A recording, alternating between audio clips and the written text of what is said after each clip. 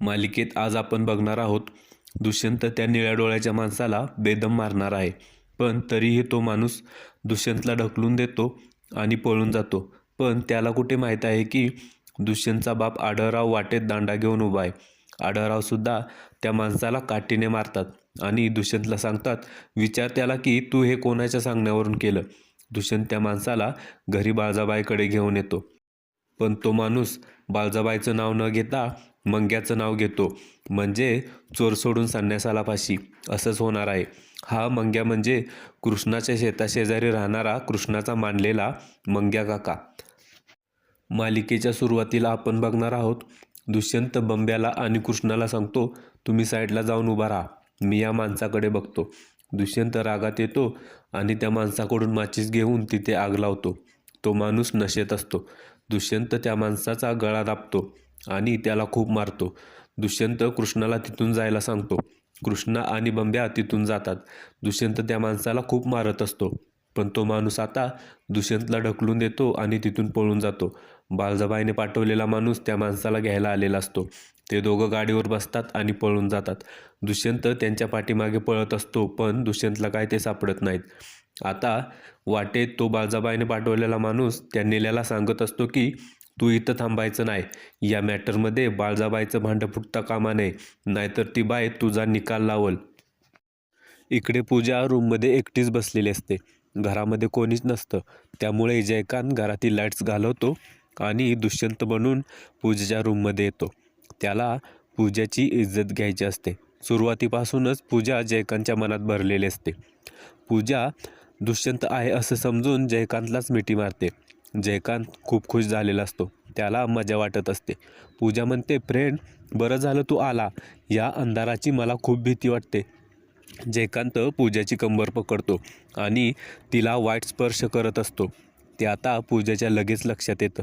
पूजा वर बघते आणि बघते तर तो दुष्यंत नसून जयकांत असतो. पूजा म्हणते, ए तू, हाऊ डेअर यू, तुझी हिंमत कशी झाली, वाचवा कोणीतरी. आता जयकांत पूजाचं तोंड दाबून धरतो आणि म्हणतो, गप गप बसायचं, ओरडून तुझा घसा कोरडा पडेल. आणि आता दुष्यंत आणि कृष्णासुद्धा घरामध्ये नाहीत. जयकांत पूजाला जोरात बेडवर ढकलतो. पूजा घाबरलेली असते. पूजा म्हणते, व्हॉट रबिश, तू का आला इथे, काय काय हवंय तुला. जयकांत पूजाच्या अंगावर येतो. जयकांत पूजाला म्हणतो, तू पाहिजे मला, तुझा सहवास, तुझा स्पर्श, तुझ्या प्रेमाचा पाऊस, समद हवाय मला, देते का. जयकांत पुढे म्हणतो, यो सालसूतपणाचा आवा आमच्यासमोर आणायचा नाही. त्या दुष्यंतला दिवसभर टकामका टकामका टकामका बघत असता तुम्ही. तुम्हासनी काय वाटलं, आम्हासनी दिसत नाही होय. अहो, आमच्याकडे बी बघा की, एक चान्स देऊन बघा आम्हाला बी. आता पूजा खूप गोंधळलेली असते. ती काहीच बोलत नसते. जयकांत पुढे म्हणतो, पण मला एक कळत नाही, त्या मिळमिळीत दुष्यंतमध्ये नक्की ठेवलंय तरी काय. अहो, आमच्याकडे बी बघा की. जयकांत म्हणतो, कोल्हापुरातला रांगडागडे आहे म्या, तुमच्या आयुष्यात लय रंग भरू शकतो, एकदा चान्स तरी देऊन बघा. पूजा म्हणते, सोड मला. जयकांत म्हणतो, नाही सोडणार, तोंड बंद ठेवायचं आणि आता मी ज्या काय विचारतोय त्याचं गपगुमान उत्तर द्यायचं. जयकांत पूजाला म्हणतो, तू इथं का आलीस, तुझ्या डोसक्यात नक्की आहे तरी काय, तू आजारी असल्याचं नाटक करायलीस ना, बोल की. पूजा आता जयकांतला म्हणते, माझ्यावर जबरदस्ती करतोय. पूजा जयकांतला जोरात ढकलून देते आणि फ्लॉवर प्लॉटने त्याच्या डोक्यात जोरात मारते. जयकांत म्हणतो, मी सोडणार नाही तुला, आणि तो तिथून निघून जातो. इकडे आता आढळराव त्या गुंडांना अडवायला काठी घेऊन उभे असतात. आढळराव एका काठीच्या टोल्यात त्या निल्याला खाली पाडतात आणि जोरात त्याच्या पोटावर काठी मारतात. दुष्यंतसुद्धा पळत पळत तिथे आलेला असतो. दुष्यंतसुद्धा त्या निल्याला चांगलाच तुडवतो. दुष्यंत त्याला म्हणतो, का मारलंस माझ्या कृष्णाला, का किडनॅप केलं तर तिला, कोणाच्या सांगण्यावरनं केलं तर बोल. आता आढळराव म्हणतात, दुष्यंता, ह्यो तसा नाही बोलायचा, ह्याच्या जीवावर उठलं ना मग बोलल. दुष्यंत आता त्या माणसाचा गळा आवळतो. तो माणूस म्हणतो, सांगतो सगळं सांगतो. तो आता म्हणतो, मला कृष्णाला मारायची सुपारी दिली होती आणि तो माणूस या गावातलाच आहे. इकडे आता कृष्णा घरी आलेले असते. घरात सगळा अंधार असतो. बाळजाबाईला त्या माणसाचा फोन आलेला असतो. बाळजाबाई म्हणते, का र, नील्या गावाबाहेर गेला का. तो माणूस म्हणतो, बाळजाबाई माफ करा, पण म्या निल्याला नाही पकडू शकलो. निल्या दुष्यंतरावाच्या तावडीत सापडलाय आणि दुष्यंतरावाने त्याला पकडून ठेवलाय. बाळजाबाई घाबरते आणि म्हणते, काय, माझं नाव तर नाही घेतलं ना त्यानं? तो माणूस म्हणतो, मला माहिती नाही. बाळजाबाई म्हणते, ठेव फोन, तुझ्याकडं तर मी नंतर बघते. कृष्णा आता लाईट्स लावते. बाळजाबाई खाली आलेली असते.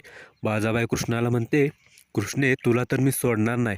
कृष्णा म्हणते, ते जाऊ द्या हो, पण तो माणूस आता दुष्यंत सरकारांच्या ताब्यात आहे आणि त्यानं जर त्याचं तोंड उघडलं तर तुमचं सत्य कळणार. एवढ्यात दुष्यंत त्या माणसाला घेऊन तिथे आलेला असतो. दुष्यंत म्हणतो, हो आई, सत्य काय आहे ते समजलंय मला. दुष्यंत त्या माणसाला बाळजाबाईच्या पायात ढकलून देतो आणि म्हणतो, हा तोच नराधम आहे ज्याने कृष्णावर हल्ला केलता, ज्याने कृष्णाला किडनॅप केलतं. बाळजाबाई खूप घाबरलेली असते. बाळजाबाईला वाटतं, आता जर या माणसाने माझं नाव घेतलं तर माझं काय खरं नाही. दुष्यंत म्हणतो, आई, या गावासाठी कृष्णाने काय नाही केलं आणि या गावातलाच माणूस कृष्णाच्या जीवावर उठलाय, हे कसं काय असू शकतं? दुष्यंत आता त्या माणसाला विचारतो, बोल, कुणी दिलती तुला सुपारी? तो माणूस म्हणतो, मला मंगेश शिरसाट नावाच्या माणसानं सुपारी दिलती. हे ऐकून आता सगळ्यांना आश्चर्याचा धक्का बसतो. बाळजाबाई म्हणते, मंग्या? कोण मंग्या? जयकांत म्हणतो, अहो काकीसाहेब, तो नाही का जो समध्या गावाला ट्रॅक्टर भाड्यानं देतो, तो मंग्या. मैनावती म्हणते, मग त्याचं कृष्णाशी काय वैर असेल? दलपतराव म्हणतात, आत्ता आलं माझ्या ध्यानात. त्या मंग्याची जमीन आपल्या सुनबाईच्या जमिनीच्या शेजारी आहे. तेव्हा हे जमिनीच्याच वादातनं काहीतरी झालं असणार आहे. आता त्या माणसाने मंग्याचं नाव घेतल्यामुळे कृष्णा खूप अस्वस्थ झालेली असते. ती विचार करत असते. दुष्यंत तिथे येतो आणि तिला विचारतो, कृष्णा, तू एवढी अस्वस्थ कायस? आता कृष्णा म्हणते, दुष्यंत सरकार, माझा यावर विश्वास बसत नाही. मंग्या काका असं करू शकत नाही. लहानपणी त्या माणसाच्या मी अंगाखांद्यावर खेळले. माझा बाग गेल्यावर त्या माणसानं मला बापाची माया दिली. आईनं कधी मारलं आणि मला खायला नाही दिलं तर त्या माणसानं त्याच्या भाकरीतला तुकडा मला दिला. तो माझा मंग्या काका असं नाही करू शकत. दुष्यंत कृष्णाला म्हणतो, कृष्णा, एवढं बोळं राहून नाही चालत. माणसं बदलतात, वेळ बदलते त्यांना. आता इकडं बाळजाबाई जयकांतला सांगते, आत्ताच्या आत्ता जायचं आणि त्या मंग्याची उचलबांगडी करायची आणि त्याच्याकडनं हा गुन्हा सगळा कबूल करून घ्यायचा. आता कृष्णासुद्धा मंग्या काकाकडे निघालेली असते. तर कृष्णाच्या आधी जयकांत तिथे पोचतो आणि तिच्या मंग्या काकाला गायब करतो. उद्याच्या भागात आपण बघणार आहोत, आढळराव कृष्णाला सांगत असतात की आता संक्रांतीचा सण आहे, तर तो असा रडत नाही तर हसतमुखाने साजरा करायचो. बाळजाबाई कृष्णाला साडी भेट देते आणि तिला म्हणते, ही साडी मी तुला भीक म्हणून देते आणि यावर्षीची सक्रात तुझ्या जीवावर यायला पाहिजे. आता उद्याच्या भागात काय होणार हे जाणून घेण्यासाठी मित्रांनो, आपल्या चॅनलला सबस्क्राईब करा. धन्यवाद.